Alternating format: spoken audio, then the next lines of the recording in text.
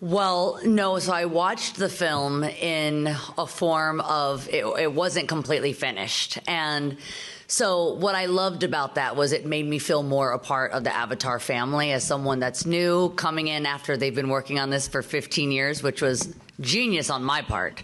I mean, I'm getting to do the whole thing that everyone else is doing with like not even 2% of the hard work that it takes to make this.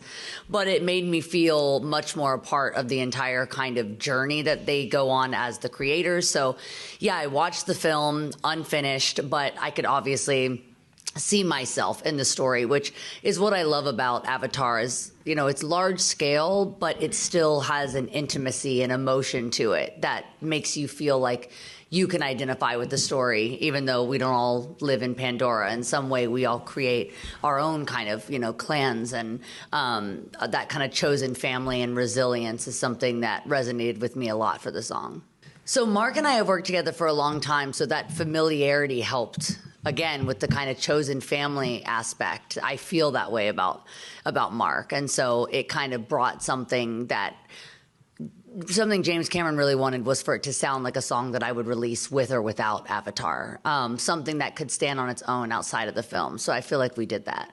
Well, the melody for me, I wanted something that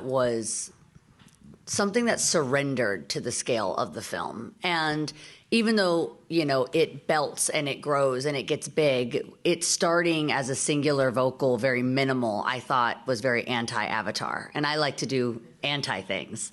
Whatever you're supposed to do, I want to do the other thing. So I started it as small as I could, knowing that it could always grow. But I didn't want it to be something that was just... Avatar is more than epic.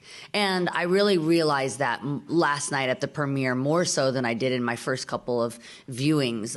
Because even though it is so over the top and the sound design is incredible and you're so immersed immediately, I saw kind of the smaller moments as something that really stood out to me in this third, Fire and Ash. And so I wanted my song to have small, intimate, quiet family moments, but be very glamorous as well. Because when I think of Avatar, especially Deborah's work with everything that she does in the costume design, there's something, I mean, I love all the looks. That was one of my favorite parts.